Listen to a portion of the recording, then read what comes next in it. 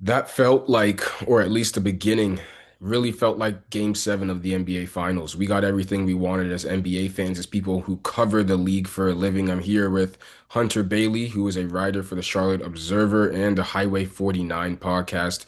And then I also have Matt Alquiza here, who is a Hornets writer for Sports Illustrated. I guess let's just start off about the pregame stuff. We've been clamoring for, as NBA fans and people who just love the game of basketball, the pageantry of the sport, really diving into it. Of course, you can make more money from the ads and stuff, but let us feel, let us be intimate, let us into the screen in a sense. And I think we got that for the pregame. So starting off with Hunter and then going to Matt, like what was your first initial reactions when we got to see the player intros? The national anthem was great, and then also we got to watch the Jumbotron like we were a fan in the building. Definitely, yeah. We watched a ton of national anthems this year at the Hive, and I would say that was one of the best. Save it for game seven of the finals. Kicks it off. It felt like that, and it always should. I mean, we've talked about this a lot. Kind of you see them making adjustments mid-series, but good for, I guess, ESPN to get game seven, the presentation, right? Yeah, man, I tweeted this out before the game. Like, I was nervous watching those guys walk through the handshake lines. Like, if you were to put me in the starting lineup, one of those teams, like, I would have had to run off the court and throw up before tip Got off, man. dry mouth like crazy. It felt like game seven from the second Malika Andrews had that little monologue. She threw it to Mike Breen. They go straight to the national anthem intros. I mean, credit where it's due. ESPN gets a lot of hate, and we'll probably talk about them a little bit later on when we get to the Haliburton injury and how they have handled that the last few games. But I mean, 10 out of 10, the pregame for this game really set it up to be the spectacle that it deserves to be. Yeah, and right up to the tip, when they go solo shot Tyrese Haliburton on one end, solo shot Shai Gilgeous-Alexander on the other end. They're both point guards, so they're both, at the tail end of their team on the far side of each other. So just a great cinematic shot there, and it just makes you think that when that ball's tipped off, I was kind of worried. I was thinking to myself, are the Pacers going to show up in this game seven? I love game sevens. A lot of them are narrow victories, but we've seen the Nuggets over the Clippers in game seven. That one got out of hand. We saw the Thunder over the Nuggets in game seven. That one got out of hand. And I was kind of worried, saying, will we see that again? And in the first quarter, it was the exact opposite, guys. OKC was showing up to play, and Indiana was also. We were seeing them trading punches, especially with Tyrese Haliburton. Gets a first three way from downtown, does it again, does it one more time. OKC calls a timeout and Tyrese is talking. Matt, what was your initial reaction when you saw those threes go down? When you saw what happened in the first quarter, when Dagnall called that first timeout? Because, man, I was thinking the Pacers showed up to play today. Yeah, that was my exact thought. Halliburton has a tendency to kind of let the game come to him early on in some of these big games. We saw it in game four of the Knicks or game three in the Knicks series that they lost. Game five of this series where he put up the stinker when he, injured his calf. But he came out gunning tonight, and that's what Indiana needed to really push OKC on their home floor was have their best player take the reins and say, "We are not going down without a fight, and I'm the one going into battle first." So, man, it was incredibly impressive to see Halliburton, just pulling from three early, 3 or 4 from deep, all of them multiple feet behind the arc. Also, a couple of them set up by his teammates. He's was limited to that with that calf injury going into the game. It was nice to see Indiana running their offense through Nemhard, through Siakam, through Nesmith, and Halliburton kind of thriving in an off-ball role. Yeah, you mentioned Nemhard and the offense he was giving, the defense he was giving on Shea early on in that game. Hunter, what were you seeing there? Because it wasn't just that the Pacers were matching them offensively, they were giving Shea a hard time as well. Definitely. I want to step back to the offense really fast. My on Ty's start, he missed a couple shots early, but he didn't kind of shy away from that. He kept on shooting exactly what y'all talked about. As far as Nimhard on defense, they're they swarmed early. It felt like when you talk about the run out of the gate, Tyrese talking trash. They knew it's game seven. Their back has been against the wall, and they kind of came out to play, in my opinion, right off the jump. Yeah, and it's fascinating because it seems like they finally learned that when Shea gets to that mid-range elbow spot and gives you the Kobe pump, just stand straight up, Can't jump. vertical. Yeah. We saw Nemhard do it. We saw Benedict Mathurin do it in the first two quarters as well, where they said, hey, that's what a series does. After 6 games, I'm not falling for your tricks anymore. So the first quarter is going well, and then unfortunately we got the Haliburton injury. It's one of those things kind of like with KD where they get the ball off a pass, they kind of put some pressure, some power down on that calf, that right calf, and you saw it pop. ESPN chose to show us 20 million times with Tyrese Haliburton pounding the floor. But guys, when you saw that, it was devastating, heartbreaking for NBA fans, for Pacers fans. I guess, Hunter, what is going through your head there? Because again, it's the game 7 of the NBA Finals. The only thing I can think about right now is how is Tyrese Haliburton, where's his mindset, and where the NBA is going because of this. Yeah, no, that's the worst possible outcome. Is the first thing I thought as soon as it happened is off to a great start. It's looking like this is going to shape up to be a really fun game seven. You're thinking back 2016 has been the last time we've had this type of moment. And man, I just think Dame, Tatum, Halliburton, all three wearing number zero, all three tearing their ACLs in this playoff run. So man, just a gut punch. Yeah, I mean, I texted you guys when it happened. Like, that was one of the saddest moments that I've ever had as a sports fan. Just like the human element of feeling for Halliburton. If you're watching this, you're listening to this, we're talking right now, we're all sports fans. We watch the Hornets versus Jazz games in April. We're turning into Blazers versus Wizards on League Pass. So we can like be prepared for a moment like this. So we can understand basketball, we can understand the game, whatever. That's like our prerogative. If you're a sports fan, you do that to get to this point and really enjoy it. But then I think about like Halliburton is just like a whole level like beyond comprehension of that compared to what we are. He's worked his whole life to get to this point. He is in the midst of the greatest clutch playoff run the maybe sports have ever seen at this point.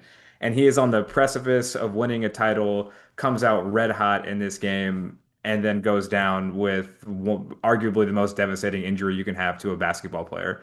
I mean, it's just absolutely heartbreaking on every level for him and for Indiana. Especially, this team has like given so many people so much joy over these past 2 months with the way they've played the game. And just kind of see it all come crumbling down like that, man, was, I mean, truly one of the hardest things I feel like I've ever seen as a sports fan. Yeah, Matt, you talk about like all the work he put in to get to that point. When you think about the gold medal this past summer for him, you have preseason leading up to this training camp, in-season tournament, played 73 regular season games. This was his 23rd playoff game. In the final possible game of the season, your body gives out, man. That's as tough as it gets. Yeah, and what makes it so much worse too is that it's an Achilles injury, and when people have Achilles injuries, it's not like, you'll see someone maybe Kevin Love in 2015 against the Celtics, Kelly Olynyk kind of dislocates his shoulder. He's able to run quickly into the locker room. You know something's wrong, but they're still able to move. With KD and Dame and Tatum and Haliburton and these Achilles injuries, you're completely immobilized. You can't move. Everyone in the building immediately has some indication of what it is. Of course, it was a heartbreaker, but we saw Pascal Siakam go to the bench during a timeout and say, "Hey guys, this is game 7. Of course, our teammate, our friend, our brother is down, but how do we respond?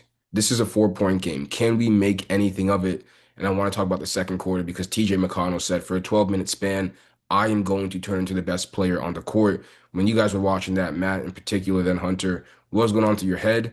Did you think that it was enough? Because in the chat, we were all talking about, hey, that third quarter avalanche is inevitable. And my God, did it come?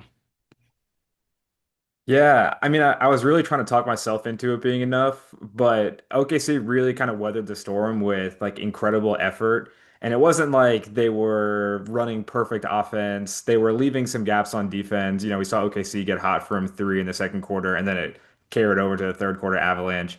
It kind of felt like they were just weathering the storm to get to halftime, and they did. They won the minutes after Haliburton got hurt. They were up by one going into the break.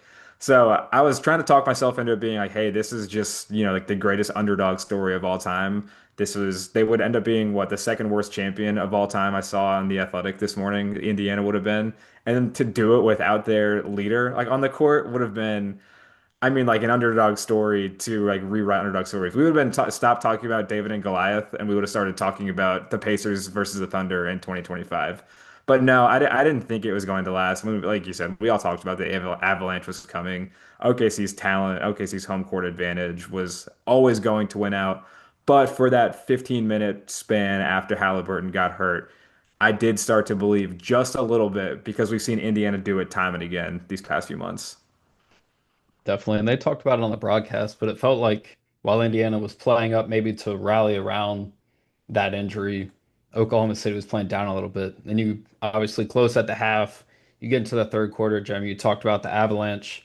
I do want to talk about one part of it because OKC goes up by 9. Indiana walks them back a little bit, and then you see it kind of gradually start to happen again. My favorite part from Mark Dagnall, right at the end of the third, there's 37 seconds left, calls timeout, draws up ATO for a quick bucket, 2 for 1, and you get the ball to start the fourth quarter. So 3 possessions while Indiana gets one. You pump that lead from 11 up to 16, and it starts to be that fringe double-digit game to now it's the crowd's into it and they're rolling headed into the fourth. And that's the thing for me watching this entire series, especially in game six, where the Pacers go up 11, and I'm saying close this out. It has to be 17 by half. You have to give as many hits, as many haymakers to the Thunder because they don't go out. And on the flip side, it was the opposite for the Pacers. I'm saying just keep this close, keep it close enough in the third quarter. Can you end the third down 7? Could you keep it like that? Because I think it would have gave them a sliver of hope, but Hunter, as we saw, it wasn't enough. And that's the thing. I mean, TJ McConnell was keeping the minute. And you've seen this all series. Like he's reliable enough of a threat on offense. You have to respect it. But if he's scoring 14 straight points for you, you're missing out on some of those creation plays. You're missing out on, I don't know, the three ball, in my opinion, and that's not something he shot well. We've gone this whole, what, 15 minutes at this point and haven't said Shea Gilgeous-Alexander's name at all. Um, And I mean, that man like deserves his flowers. Jeremy, you're the host here, but I'm gonna throw it to you. This was looking back at this entire season, I feel like this game was just like a full encapsulation of what SGA did in 24-25. Was great in isolation, got buckets when OKC needed them. But tonight it was his playmaking that really made the difference, right? He took a leap when that splitting the pick and roll, drawing two, kicking to the corner, the role players hit the shots. I feel like tonight it's going to get lost in the shuffle of the Tyrese Haliburton injury and OKC winning the title. But I feel like tonight was like the coronation of arguably one of the best guard seasons we've ever seen in the NBA. We've been talking about this all season with Shea. Where does this rank all time? Scoring leader, MVP, finals win, likely going to win finals MVP. Jeremy, just talk a little bit about SGA, his greatness tonight, his greatness over the whole season. Yeah, it's good that you mentioned that because game sevens are rarely decided by your star player, or if they are, it really goes to how much do they trust the role players. We saw Kobe Bryant in the 2010 NBA Finals, game seven. He is 23 and 15. He's 6 of 24 from the field. Horrible efficiency. Minute left in the game. He gets double top of the key. Who does he pass to? Ron Artest. Jab step, Paul Pierce. He shoots a three, kisses to the crowd. LA wins the NBA championship. We've seen the 2013 NBA Finals, Game 7. LeBron, 37, 12, and 4. But Shane Battier goes 6 of 8 from behind the arc, and he's able to lift them over the Spurs. We see Giannis in 2021 win the NBA championship. People say that's his best season, but he was even better the year after in 2022 when Chris Middleton goes down. And the Celtics, you drag them to 7 games, and Giannis, and maybe his best season, to my opinion, still loses because why? Grant Williams goes for 24, 5, and 7 threes to knock out the Bucks. And that's all because those star players are being doubled. The team says, we've seen enough of you getting to your spot, rising up. We're going to throw a lot of help. And those guys paid off, especially for Shea. We saw Caruso some early threes, Dort with some early threes. We saw Case and Wallace hit some big threes. So to your point with Shea, it's not just an Iverson. It's not just a I'm gonna get into my bag every time. I'm gonna shoot it because that's the best shot. Or an overly, Kobe.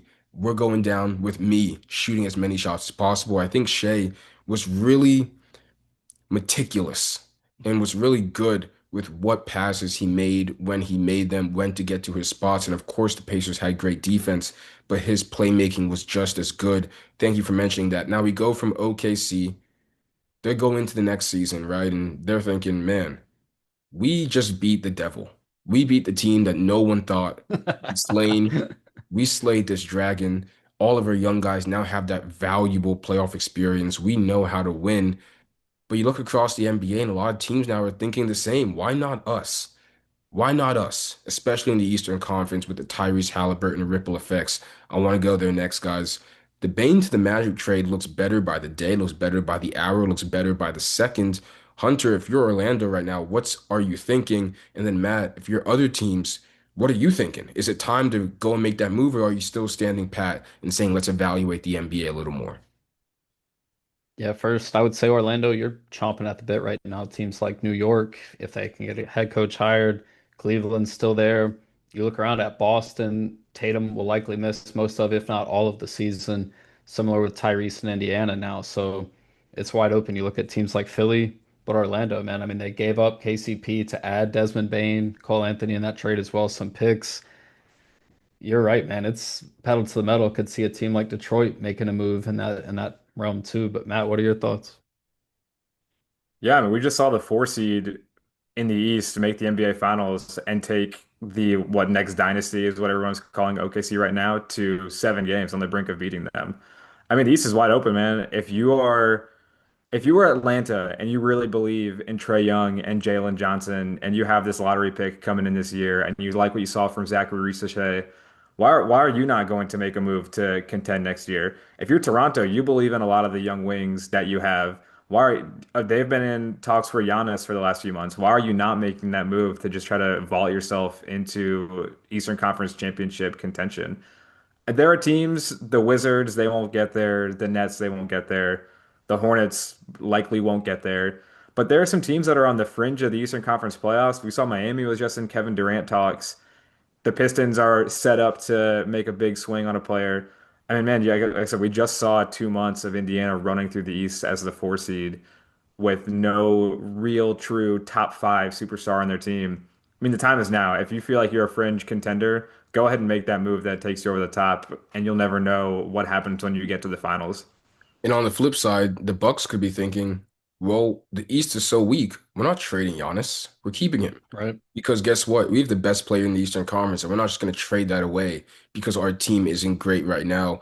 So the ripple effects will go throughout the East and also the West because we saw a major trade happen today. Kevin Durant gets moved to the Houston Rockets. I don't have the exact trade. Could someone pull it up? It's Jalen Green, Dylan Brooks, and The what? 10th overall pick. The 10th And then overall pick five second round picks. Yeah. and 5 second-round picks. So, Hunter, when you saw that trade, what is going through your head in terms of fit? Was this the best place for KD to land?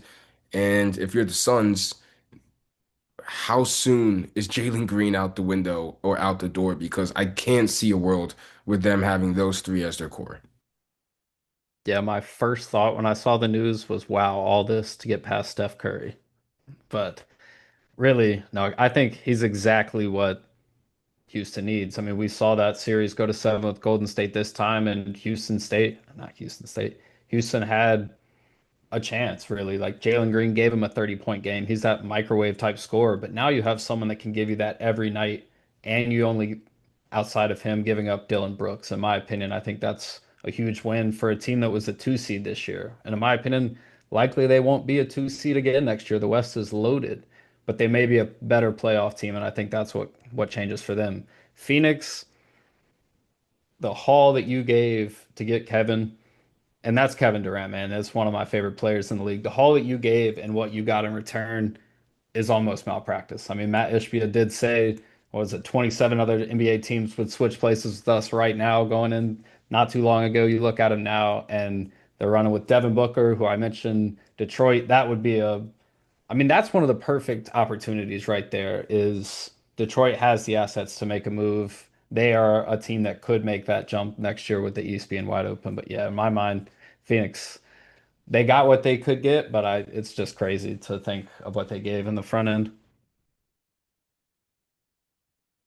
Yeah, we talked about this in the chat. I mean, Azar, I can't do it. My conscience won't let me. I think that if you're the Suns, you're thinking that's really the one out that you get is by going getting one of those Thompson twins for Booker. Matt, what's your take on this? I know, and then we can kind of move on to what does this mean for the NBA? The Thunder win a championship and kind of wrap up and get out of here. Yeah, Booker, Beal, and Jalen Green are kind of like the Charmander, Charmeleon, Charizard meme of just like a shooting guard, just kind of getting a little bit better. Yeah. And Devin Booker obviously being the final form. I mean, I think it's great for Houston. We saw the playoffs. They were just so desperate for a bucket getter. They have everything in place. They've got Ime Udoka as a championship caliber head coach. They've got a top five defense in the league. They've got young players ready to take the next step that just got the first round war against Steph Curry and Jimmy Butler under their belt. Now's the time for them to make a leap for a guy like Kevin Durant in order for them to get over the hump next year. So I love it for Houston. Phoenix, this was KD's market. 37-year-old, slightly injury prone, past his peak. I mean, this is what you trade Kevin Durant for in 2025. It's sad to say because the three of us have grown up watching Kevin Durant give everybody to come to the league buckets for the last 15 years, but this is the reality of who he is right now. So, yeah, really poor asset management on Phoenix's part from when they traded for Durant to now, but it just kind of is what it is. To wrap up 2024-2025 NBA season, IMDb, you're logging it on Letterboxd. What's your IMDb score, 1 to 10? You can do decimal points as well, for how this season went, the conclusion, all the ups and downs, the Luka trade. Like, this was a hell of a season, and I'd like to hear where you guys stand on it, starting with Hunter, then we'll close off with Matt. Yeah, just off the top of my head, I'd say probably 8.8. Thought it was a really fun year. I don't know. Just pick a random decimal. Really fun year. Good covering the Hornets with you guys. Got to see a lot of good teams come through. Really incredible first two rounds of the playoffs as well. And I thought obviously Western and Eastern Conference Finals, East was decent, but the West was kind of a blowout. And then you see a 7 game series, first one in 9 years. I mean, just awesome, awesome year. You talk about the Luka trade, waking up at 2 a.m. and checking your phone, freaking out. Yeah, man, it was yeah, 8.8. That's my ranking. What's yours, my man? Yeah, no joke. 8.8 was the exact number that came to my head too. That's why I laughed when you said that. Yeah, man, it was great. I got the three of us. I got watched Hornets games all the time. I got to watch more basketball in person this year than I have since I was, I don't know, like a junior in high school going to Hornets games. So for me, man, it was just a blast to be able to like get to watch it that up close. But even the basketball is great. The MVP race with Jokic and Shea, those two guys just flashing brilliance every single time they touch the floor. The Luka trade, the failed Mark Williams trade, like you said, Hunter, the first two rounds of the playoffs, man, like it was. There's something for everybody. For the people that love the off the court stuff, that love the trade rumors, that love the free agent signings, the draft. There's that. But then every night there's just incredible basketball being played across Every the country. And single night. if you're just like a guy who or guy or gal who just loves hoops, then I mean the NBA is in a great place, and I mean I cannot recommend it more than just watch basketball. Man, it's a great sport. The league is in great hands. They need to figure out how to market some of these guys going forward. Conversation for another day, but yeah, man. I mean basketball is the best. It was a hell of a season for sure. I'm gonna go 9.1 because as someone who owns NBA League Pass, like Hunter said, these were incredible games. I mean, the Hornets were at a lot of those games. They were good fourth quarter games on League Pass with 7 minutes to go, 8 minutes to go. We see the Nuggets versus Hornets games, when Miles Bridges takes over in the fourth quarter and all these things, the Hornets versus Kings, and that's just Hornets games that people don't really watch. So to talk about the larger scale ones, we got great entertainment for NBA fans and people covering the league alike. All right. We are what's today? Sunday, 3 days away from the NBA draft. Hunter, you submitted, you're doing a story right now on the Hornets and kind of their projection. Talk about where people can read that when it comes out and kind of some tidbits of that story. Yeah, definitely. I wrote about, I mean, 9 year playoff drought, the longest in the league. Not necessarily about that, but how teams have kind of come and gone from the lottery to contenders back to the lottery, while the Hornets have remained in no man's land for what feels like a while. So I wrote about how teams have made that jump, what it took, some of the trades, the key player development things like that, just for a few different teams around the league. But definitely check that out in the Observer. It'll be running early this week. So yeah, appreciate it, Jay. And then Matt, you are writing for Sports Illustrated, covering everything Hornets. Where can people find your work for the NBA? And kind of just talk about, how they can find you when everyone's trying to get their own SGA, their own Jalen Williams, their own Chet in this upcoming draft. Yeah, put all my stuff on Twitter at MLKiza8. You can read all my stuff on Hornets on SI, wall-to-wall draft coverage the next couple of days. And then if you want to listen to a podcast, the Buzzbeat podcast is I co-host with a couple other guys who try to cover the Hornets with the most analytical and really fair mind. There's a lot of hot takes out there in the Hornets world on social media, and Buzzbeat tries to push back against that a little bit. Yeah, they won't fall for the Hornets symbiote. The first take symbiote doesn't take over Buzzbeat, so go and check them out for sure. Great basketball content there. The NBA season, game 7 of the NBA Finals. Of course, the injury kind of dampened it a little bit, but still an amazing season. You're going to be seeing more of our faces coming up with the NBA draft, the NBA offseason, Summer League. Got a lot of stuff coming for you guys, but until then, we will see you later. OKC are the 2025 NBA champions. Peace.